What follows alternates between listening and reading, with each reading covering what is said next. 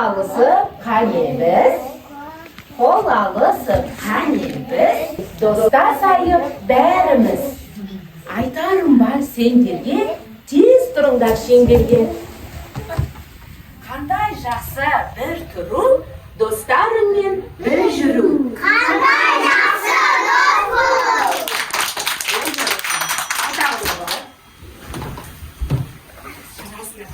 Балалар, biz өткен іс-әрекетімізде жаттаған тақпақтарымызды есімізге түсірейік, иә? Және кім қандай тақпақ айтады? Мен аққалан атап қабет. Аққалан бұйып құшақтар, қып-қызыл алма беттері. Қыз тасты дейді саппақ. Ой, жарайсың. Альбина, қаттыра тұрсам отырамыз. Альбина ойнап балалар, сана жүріп алсын. Сана саңын конькимен бір-біріміз жақсын. Ой, жарайсыңдар балалар. Балалар, Альбина мен Аяна қай мезгіл туралы тақпақ айтты? Қыс мезгілі туралы тақпақ айтты. Дұрыс айтасыңдар. Bir жылда неше мезгіл бар екен? Төрт мезгіл бар екен. Қане атайықшы аттарын. Қыс, көктем, жаз, күз. Ой, жарайсыңдар балалар. Ал қазір жылдың қай мезгілі? Қыс мезгілі. Қане қараңдаршы міне балалар. Тақтада біз қай мезгілді көріп тұрмыз? Қыс мезгілін көріп тұрмыз. Балалар, қыс мезгілінде біз қандай ойындар ойнаймыз? Қарап айтыңдаршы қане. Дұрыс айтасың, аққала жасап ойнаймыз. Тағы да? Дұрыс, қарға құлап ойнаймыз бір-бірімізге қар лақтырып, иә? Дұрыс айтасыңдар, қыста ойындар өте қызықты болады екен балалар, иә? Ал балалар, қыс мезгілінің неше айы бар? 3 айы бар. Дұрыс айтасыңдар. Қандай? Желтоқсан, қаңтар, ақпан. Дұрыс айтасыңдар. Әмір дұрыс отырамыз, иә? Ой, жарайсыңдар балалар. Ал балалар, енді қыстың түсі қандай? Қысты, иә? Қыста күн? Суық болады. Дұрыс айтасыңдар балалар. Ой, жарайсыңдар, сендер қыс туралы өте көп біледі екенсіңдер балалар, иә? Ал балалар, енді бір аптада неше күн бар? 7 күн бар. Қане, қазақша күн аттарын атайықшы. Ja, Seyşembe, Sərşembe, Bişembe,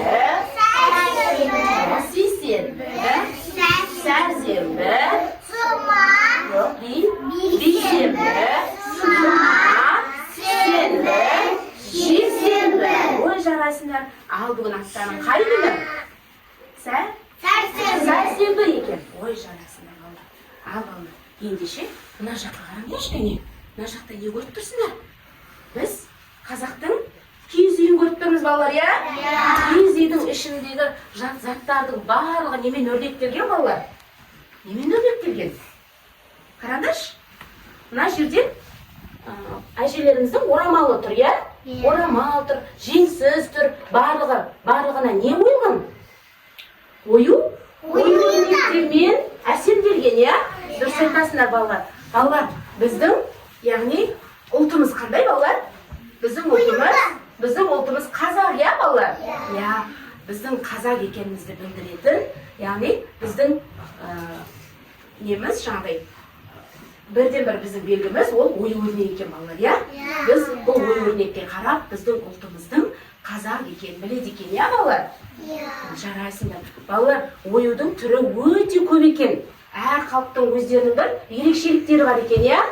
Сол сияқты біздің қазақ халқының ерекшелігі осы ою-өрнекте екен. Ертеде әжелеріміз ою-өрнекті қайдан алып жасаған?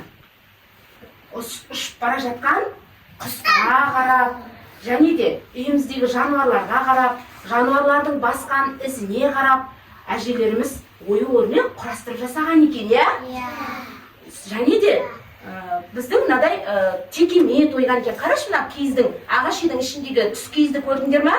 Ол да оюмен әсемделген. Мына жердегі қолдаулардың барлығы ою-өрнектермен безендірілген, иә?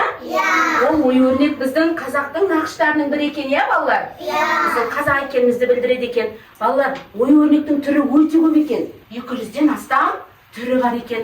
Ендеше мен сендерге күнделікті қолданыста жүрген ою-өрнектермен таныстырайын, иә? Қараңдаршы балалар, мына жерде мына ою-өрнекті қалай атаймыз оюды? Түйе-табан. Я, дұрыс айтады. Түйе-табан оюы. Оны ертеде әжелеріміз түйенің басқан ізіне қарап, осы түйе-табан оюын ойлап шығарған екен әжелеріміз, иә? Ал, мынау қандай ою?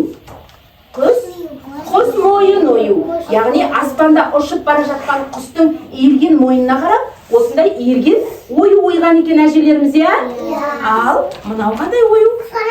Құс қанаты, дұрыс айтасыңдар. Ұшқан құстың қанаты сияқты, иә? Жарайсыңдар. Ал мынау қандай ою? Неге ұқсайды? Қошқар, дұрыс айтасыңдар. Қошқар мүйіз ою. Үйде қошқар қойға қарап, яғни әжелеріміз қошқардың мүйізіне қарап, осындай қошқар мүйіз оюын ойған екен балалар, иә? Жарайсыңдар балалар.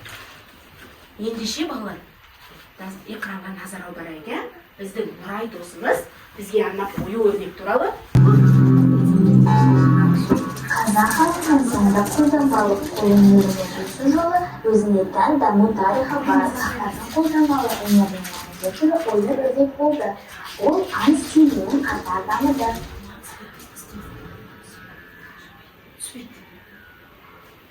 Біздің заманымыздан бұрын үшінші ғасырларда ан стилі біртіндеп құлдырай бастады. Ан стилі бірте-бірте ою өрнекке айналды. Жалпы қазақ халқының ою өрнек өнері байырғы ұлттық өнер ішіндегі ең ежелгісі әріден таралған түрі. Сұлулыққа, әсемдікке баулитын ою өрнек сыры тереңде жатыр. Көптеген оюлар жасаған екен, иә?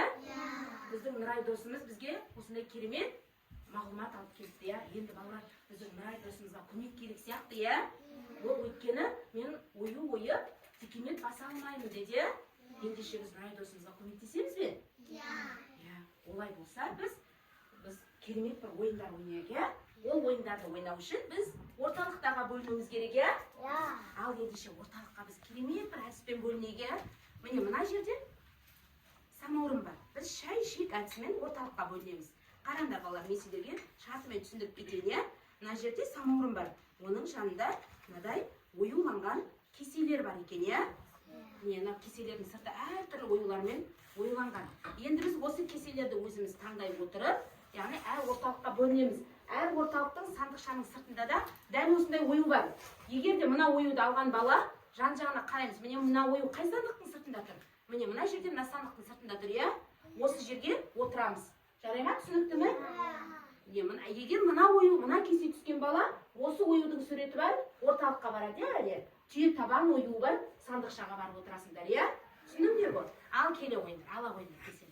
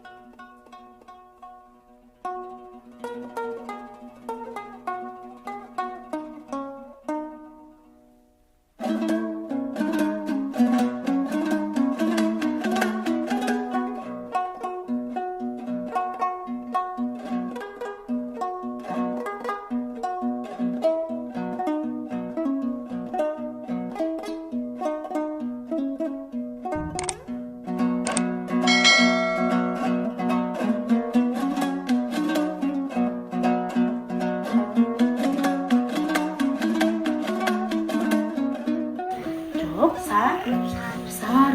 Сенің ойың қандай ою? Аты қандай ою? Құс қанат ою, иә? Ой, жарайсың. Түспен ойды безендіріп жатсың. Жасыл түспен дұрыс айтасыңдар. Сендердің оюларың аты қандай балалар? Қандай ою? Құс қанат ою. Ой, жарайсыңдар. Жүннен әжелеріміз кезінде не басқан? Текемет басқан, иә? Көрдіңдер ма міне? Текемет басқан. Текеметті қалай басу керек екен көрдік па? Иә, оған осындай қойдың жүні боялған. Және ойылған ою, және тұзды су керек екен балалар, иә? Ой, жарайсыңдар балалар. Біздің текеметіміздің түсі қандай балалар? Қызыл, дұрыс айтасыңдар. Ой, жарайсыңдар балалар. Алыңдар, иә балалар, иә?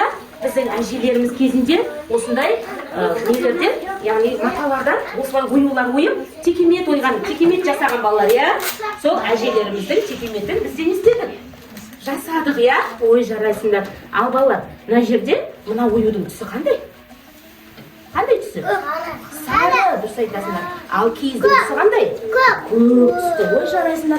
Ал мына оюдың түсі қандай? Жасаймыз біз бесік, ағаштарды кесіп, шығады тез өсіп, сәбиіміз ұйықтасын, домбыраның қош егін. Сосын ата баба дәстүрін сыйлайықшы өтінім. Ой, жарайсыңдар балалар. Ал балалар, енді сергіп алғаннан кейін біз Нұрай досымызға текемет басып көрсетейік, иә? Ол текеметті біз жайдан жай баспаймыз, иә? Тақпақ айта отырып, және де оюлардың атын, түстерін айта отырып, біз текемет басамыз балалар, иә?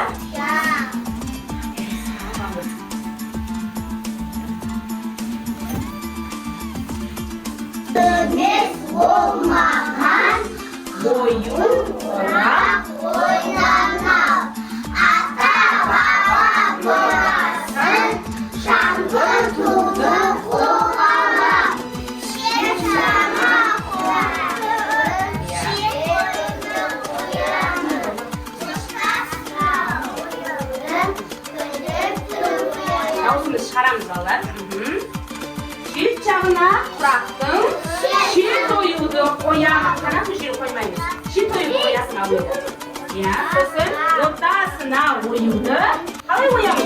Көтеріп тұрып оямыз. Содан кейін қию басып.